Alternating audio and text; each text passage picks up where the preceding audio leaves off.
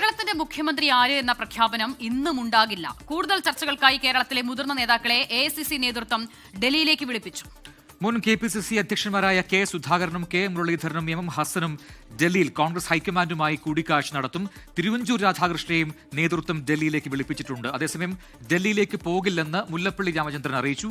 എന്നാൽ സംസ്ഥാനത്തെ പൊതുവികാരം വിലയിരുത്തി ഹൈക്കമാൻഡിന് റിപ്പോർട്ട് നൽകുന്നതിന് AICC 3 രഹസ്യ നിരീക്ഷകരെ കേരളത്തിലേക്ക് നിയോഗിച്ചിട്ടുണ്ട് എന്ന വിവരവും കൂടി ഇന്ന് പുറത്തുവന്നു. വിനീത VG ഡൽഹിയിൽ നിന്നും അലക്സ് റാം മുഹമ്മദ് തിരുവനന്തപുരത്തും ചേരുന്നു ഏറ്റവും പുതിയ വിവരങ്ങളുമായി. ആദ്യം അലക്സ് റാം മുഹമ്മദിലേക്ക് പോകാം. അലക്സ, തിരക്കിട്ട ചർച്ചകൾ നടക്കുന്നുണ്ട്. അതിനിടെ കഴിഞ്ഞ ദിവസം ഈ മുഖ്യമന്ത്രി സ്ഥാനത്തിനായി ക്ലെയിം ഉന്നയിക്കുന്ന 3 നേതാക്കളുമായുള്ള ചർച്ച അത് തീരുമാനമാകാതെ നേതാക്കൾ മടങ്ങിയെത്തിയതിന് പിന്നാലെ കേരളത്തിലെ മുതിർന്ന നേതാക്കൾ പ്രത്യേകിച്ച് മുൻ KPCC അധ്യക്ഷന്മാരെ കൂടി ഡൽഹിയിലേക്ക് വിളിപ്പിച്ചിരിക്കുകയാണല്ലേ? മാത്രമല്ല എനിക്ക് തോന്നുന്നു വർക്കിംഗ് പ്രസിഡന്റുമാരെയും കൂടെ വിളിച്ചിട്ടുണ്ട് എന്നാണ്. അപ്പോൾ ചർച്ചകൾ ഇനിയുമുണ്ട്. നേരത്തെ പറഞ്ഞത് ഇനിയിപ്പോൾ ഡൽഹിയിൽ നേതാക്കളുമായുള്ള ചർച്ച ഉണ്ടാകില്ല എന്നാണ്. അപ്പോൾ ഹൈക്കമാൻഡ് മൊത്തത്തിൽ ആശയക്കുഴപ്പത്തിലാണ് എന്നാണോ കരുതേണ്ടത് അലക്സ്?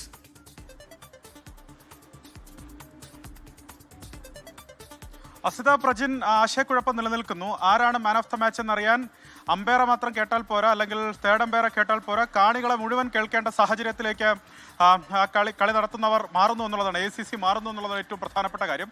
നമുക്കറിയാവുന്നതുപോലെ കഴിഞ്ഞ ദിവസമാണ് Ramesh Chennithala, VD Satheesan, KC Venugopal, KPCC അധ്യക്ഷൻ സണ്ണി ജോസഫ് എന്നിവരുമായി 4 മണിക്കൂർ ചർച്ച നടത്തിയത്.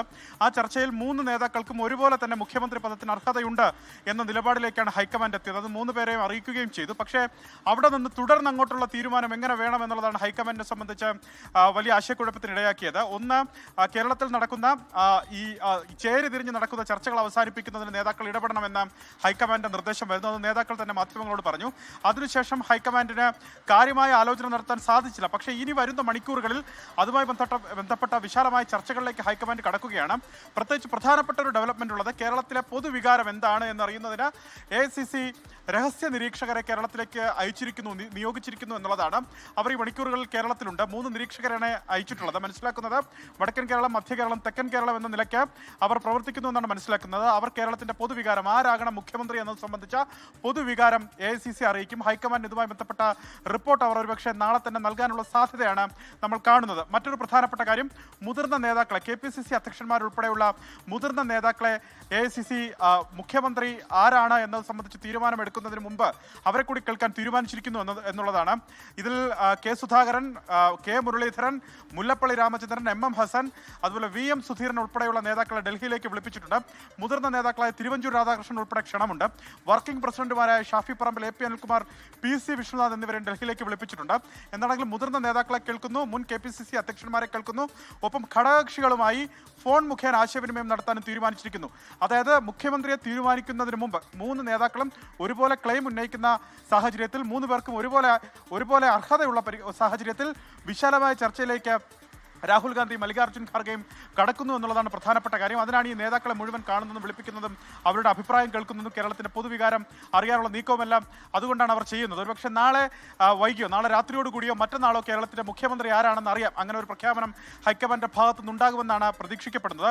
വലിയ വിമർശനം ഘടകകക്ഷികളുടെ ഭാഗത്തു നിന്നും കേരളീയ പൊതുസമൂഹത്തിൽ നിന്നും ഉയരുന്നുണ്ട്. എന്തുകൊണ്ട് ഇത്രയും ദിവസം പിന്നിട്ടിട്ടും, തിരഞ്ഞെടുപ്പ് വിധി വന്ന് ഇത്രയും ദിവസം പിന്നിട്ടിട്ടും എന്തുകൊണ്ട് കേരളത്തിലെ മുഖ്യമന്ത്രിയെ തീരുമാനിക്കാൻ AICCക്ക് സാധിക്കുന്നില്ല, ഹൈക്കമാൻഡിന് സാധിക്കുന്നില്ല? അത്രയേറെ പ്രശ്നങ്ങൾ കോൺഗ്രസിനകത്തുണ്ടോ എന്ന തരത്തിൽ വലിയ വിമർശനം സ്വാഭാവികമായും ഉയർന്നു വരുന്ന ഒരു സംശയം ആർക്കായാലും തോന്നുമല്ലോ. ഇതിപ്പോൾ വീണ്ടും നേതാക്കളെ ഡൽഹിക്ക് വിളിപ്പിച്ചിരിക്കുന്നു. അതിനു മുൻപ് 2 AICC ഒബ്സർവേഴ്സ് ഇവിടെ വന്നിരുന്നല്ലോ, 2 നിരീക്ഷകരെ വന്നിരുന്നല്ലോ. അവർ വന്ന് എല്ലാവരെയും കണ്ടതാണല്ലോ, എല്ലാ MLA മാരെയും കണ്ടു, ഘടകകക്ഷി നേതാക്കളെ കണ്ടു, അവരുടെ അഭിപ്രായങ്ങൾ രേഖപ്പെടുത്തി. അതിനിടയിൽ ആ പട്ടിക ചോർന്നു എന്ന് പറയുന്ന വിവാദം പിന്നാലെ വന്നു. അത് നിഷേധിക്കുന്ന നിരീക്ഷകരെ നമ്മൾ കണ്ടു. ഇത് വീണ്ടും ആ ചർച്ചകളെല്ലാം കഴിഞ്ഞതിന് ശേഷവും ഇതേപോലെ വീണ്ടും ആ പ്രോസസ്സ് റിപ്പീറ്റ് ചെയ്യുകയാണ്. ഇതിലാണ് അണികൾക്കും പ്രവർത്തകർക്കും അതിൽ മറികടന്ന് പ്രമുഖപ്പെട്ട നേതാക്കൾക്കെല്ലാം തന്നെ സംശയങ്ങളും ഒപ്പം തന്നെ ഒരു നിരാശയും ഒക്കെ ഉള്ളത്. ഇത് ഹൈക്കമാൻഡ് എന്തുകൊണ്ടാണ് ഇത്തരം നീക്കങ്ങളിലേക്ക് പോകുന്നത്? ഒരു ഫൈനൽ ഡിസിഷൻ എടുക്കും ഹൈക്കമാൻഡ് എന്നതായിരുന്നല്ലോ കഴിഞ്ഞ 2 ദിവസം മുൻപ് ഏറ്റവും ഒടുവിൽ നമ്മൾ കണ്ട പ്രതികരണം.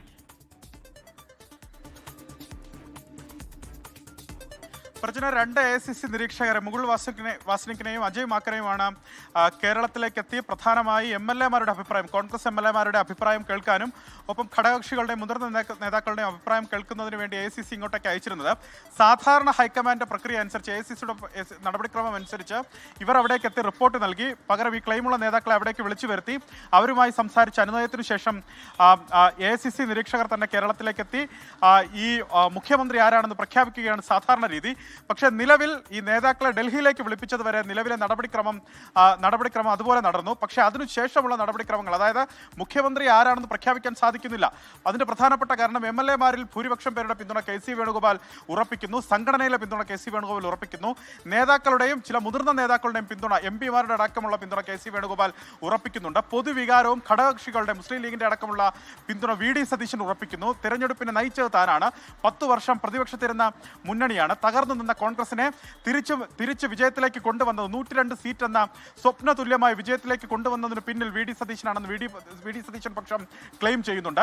ഒപ്പം രമേശ് ചെന്നിത്തല മുതിർന്ന നേതാവ് എന്നുള്ള ക്ലെയിം അദ്ദേഹത്തിനുണ്ട്. അദ്ദേഹം മറ്റു ചില ഘടകങ്ങൾ കൂടി, സാമുദായിക ഘടകങ്ങൾ കൂടി അദ്ദേഹത്തിന് അനുകൂലമായി വരുമെന്ന് പറയുന്നു.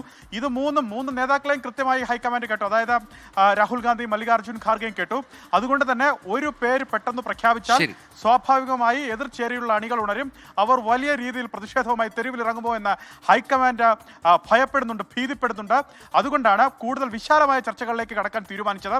ഘടകകക്ഷികളെ വീണ്ടും കേൾക്കാൻ, വീണ്ടും മുതിർന്ന നേതാക്കളെ ഡൽഹിയിലേക്ക് വിളിപ്പിച്ച് KPCC അധ്യക്ഷന്മാരിൽ നിന്ന് അഭിപ്രായം സ്വീകരിക്കാൻ, ഒപ്പം കേരളത്തിന്റെ പൊതുവികാരം എന്താണെന്നറിയാൻ രഹസ്യ നിരീക്ഷകരെ കൂടി കേരളത്തിലേക്ക് നിയോഗിച്ച് ആ റിപ്പോർട്ട് കൂടി പരിഗണിക്കുന്നു എന്നുള്ളതാണ് ഈ ഘട്ടത്തിൽ ഏറ്റവും പ്രധാനപ്പെട്ട കാര്യം. പ്രിയങ്ക ഗാന്ധിയും ഇതുമായി ബന്ധപ്പെട്ട ആശയവിനിമയത്തിൽ ഉൾപ്പെട്ടിട്ടുണ്ട്, പങ്കാളിയാണ് എന്നുള്ളതാണ് നമുക്ക് ലഭിക്കുന്ന വിവരം.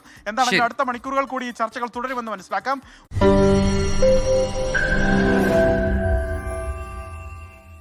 ലോകത്തെവിടെയായാലും ഏത് സമയത്തും 24 വാർത്തകളും ഓഗ്മെന്റഡ് റിയാലിറ്റി പാക്കേജുകളും എക്സ്പ്ലെയിനറുകളും വിശദമായി കാണാൻ ഞങ്ങളുടെ YouTube ചാനൽ നിങ്ങൾക്ക് സബ്സ്ക്രൈബ് ചെയ്യാം.